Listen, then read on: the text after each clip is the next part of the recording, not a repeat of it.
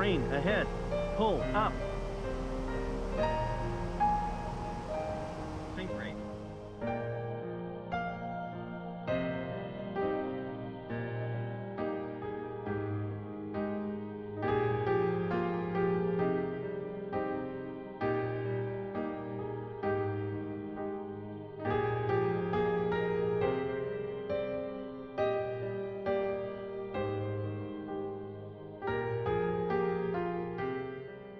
German flag carrier Lufthansa is known for its large number of wholly owned subsidiaries, of which one of the more popular was Germanwings, a former division of Eurowings which split off in 2002 and was purchased by Lufthansa in 2009. Specializing in low-cost flights between European destinations, Germanwings historically operated a fleet of several dozen Airbus A320 mid-range passenger jets, before being folded back into Eurowings during the COVID-19 pandemic. Like all German airlines, it had a commendable safety record, without suffering a single serious incident or accident, until that bright, sunny day in March 2015, when darkness unexpectedly reared its head.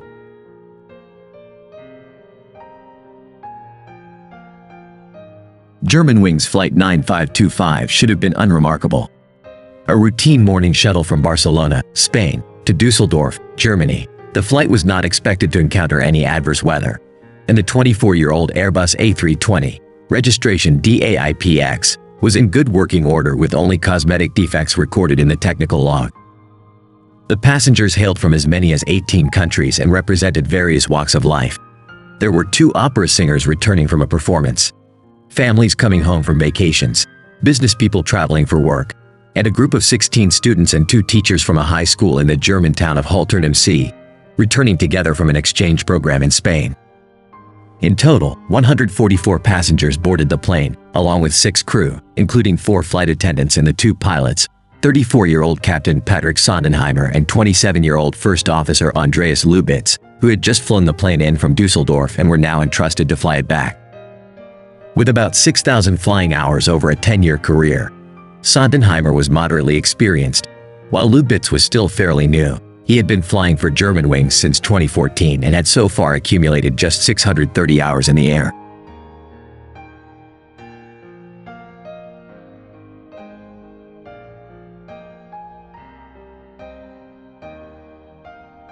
At 10 o'clock Central European Time on March 24, 2015, Germanwings Flight 9525 took off from Barcelona and climbed uneventfully toward its cruising altitude of 38,000 feet, expecting to arrive in Düsseldorf in a little over 90 minutes. Captain Sondenheimer responded normally to radio calls during the climb and contacted the Marseille Area Control Center in southern France upon reaching their cruising altitude at 10:27. At 10:30, Marseille cleared the flight direct to the Irmar waypoint, and Sondenheimer read back, "Direct Irmar, merci, Germanwings 18 Golf." But the Marseille controllers would never again hear from Flight 9525. Less than 1 minute later, unnoticed at first, the flight began to descend, losing altitude initially at 5,000, then 3,000 feet per minute, steeper than a normal descent, but shallower than would be expected in an emergency. It took 2 minutes for the controller to notice, by which time Flight 9525 was already approaching 30,000 feet. Surprised that the flight would descend so far without calling him, he keyed his mic and asked Germanwings what altitude they were cleared for. But there was no reply. Beginning to worry now, he asked twice more for the flight to acknowledge, but it did not. As Flight 9525 continued its steady but rapid descent, the controller kept calling, to no avail, watching as the flight's altitude indication dropped ever lower. At 10:38, with the plane flying dangerously low, French Air Defense tried to contact it on the universal emergency frequency, but it didn't respond there, either. Fearing the worst, the Air Force scrambled a fighter to intercept the plane, but it was already too late. Just as the order went out at 10:41, Flight 9525 disappeared from radar in the Marseille Control Center, having dropped down between the snow-capped peaks of the French Alps. At that same time, witnesses in the town of Digne-les-Bains caught sight of the Airbus flying low overhead, proceeding directly toward the nearby Massif des Trois Évêches, clearly too low to avoid it.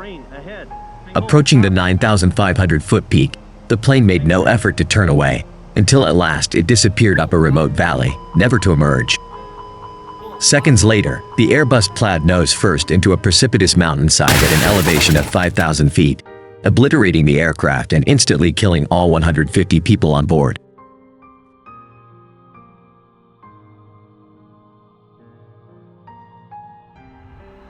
Minutes later, at 10:48, the scrambled fighter jet took off and hurried to the area where Flight 9525 was last seen, already fearing that the plane had crashed in the mountains. The crash site was found surprisingly quickly. At 11:01, shortly after reaching the area, the pilot spotted smoldering wreckage in the Ravine du Rosé, near the base of the Massif des Trois Évêches. Rescue helicopters immediately launched to search for survivors, but when they got there, the rescuers were left bereft of hope.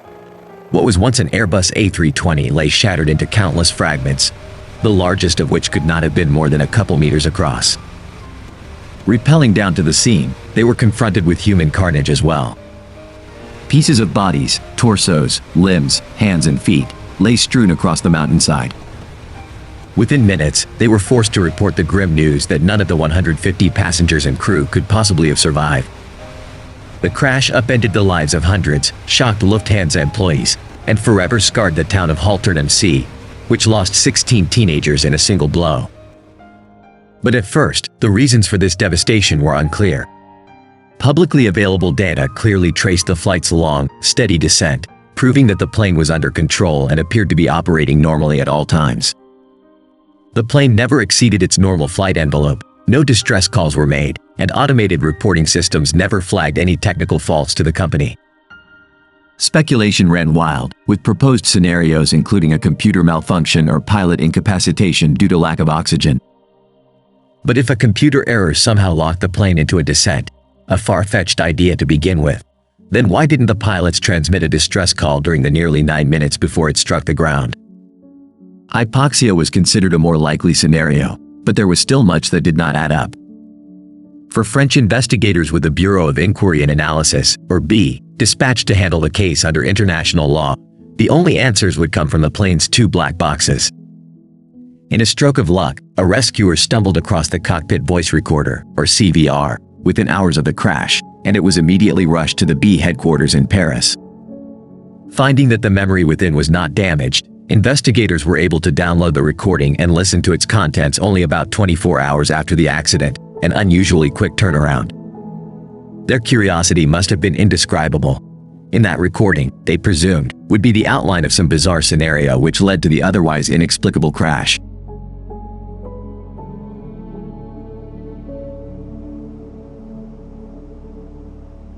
The Flight Data Recorder, or FDR, would later pin down the details of what happened next. 19 seconds after Sondenheimer left the cockpit, someone used the altitude selector knob to enter a target altitude of 100 feet into the autopilot control panel, the lowest altitude a pilot can select. It could only have been First Officer Lubitz, who was alone in the cockpit. In response, the autopilot's vertical mode changed to open descent, in which the autopilot adjusts pitch attitude to maintain at target airspeed while the auto throttle holds engine power at idle. The plane began to descend, rapidly at first, before settling on a brisk but safe value of 3,000 feet per minute. In the background, only minor unidentifiable sounds could be heard. Lubitz remained silent, except for the sound of steady, unhurried breathing, picked up by the microphone on his headset. Any possibility that Lubitz was asleep or unconscious was quickly ruled out, because 43 seconds into the descent, the CVR captured the sound of him adjusting his chair, and after a further 100 seconds, he began messing with the target airspeed on the autopilot control panel, increasing it from 273 knots to 308 knots. Seconds later, he reduced it back to 288 knots, then moved it up again to 302 knots. At that moment, the CVR captured the sound of the controller's first radio call, asking about the altitude, but Lubitz did not audibly react. 2 more calls followed, coming through loud and clear, but Lubitz ignored those, too. Instead, he increased the selected airspeed again to 323 knots. At 10:34 and 31 seconds, the sound of a buzzer was heard, indicating that someone was trying to enter the cockpit. Normally, a returning crew member will type an entry code into a keypad on the door, which triggers a buzzer. The pilot can then glance at a live video feed of the entry area in order to determine whether the person should be permitted to enter. In fact, the buzzer never sounded again, which suggests that not only did Lubitz not move the switch to the unlock position, but that he actually moved it to the lock position instead, which is used to deny unauthorized access. When the switch is selected to lock, all use of the keypad is disabled for 5 minutes. On the other hand, had Lubitz been unconscious or otherwise unable to move the door lock switch, Sondenheimer could have entered an emergency override code known to all pilots, causing the door to unlock by itself after 15 seconds. Soon, the CVR captured the sound of heavy blows against the door as Sondenheimer frantically tried to smash his way in, but time was running out. Mountains rose up beneath them, and passengers began to panic. Propelled by their screams of terror, Sondenheimer beat, pried, and hammered as hard as he could, but still the reinforced door refused to give way. "Open the goddamn door," he roared, as mountains streaked by outside the windows, the cacophony in the cabin juxtaposed against Lubitz's malevolent silence.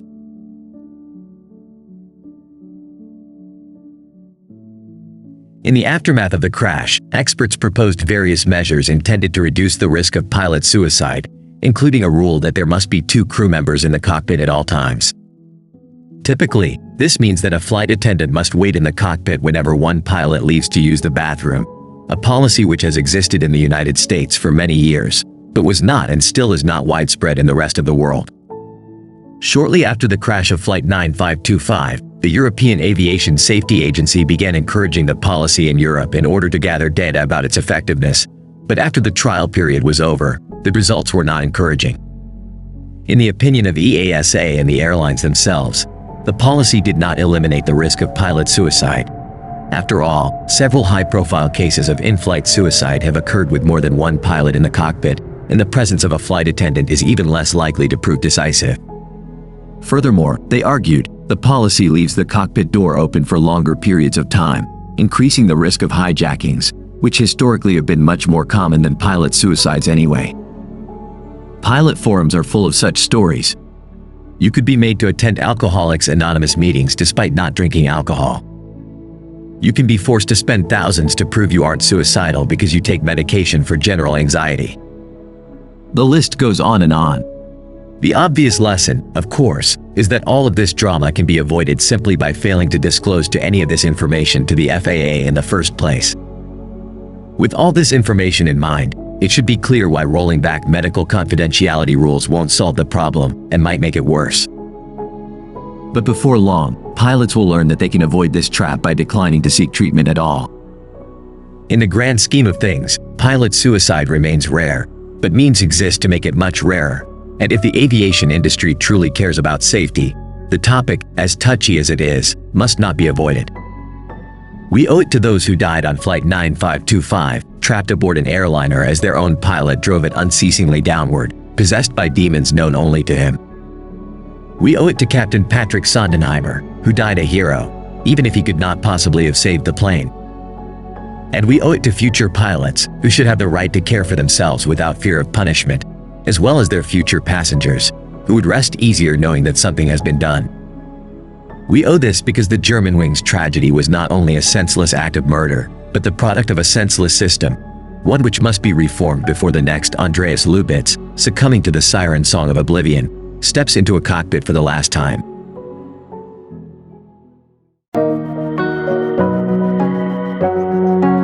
Thank you for watching. Until next time, and see you in the skies. If you enjoyed the video, please like and do drop a comment of your thoughts.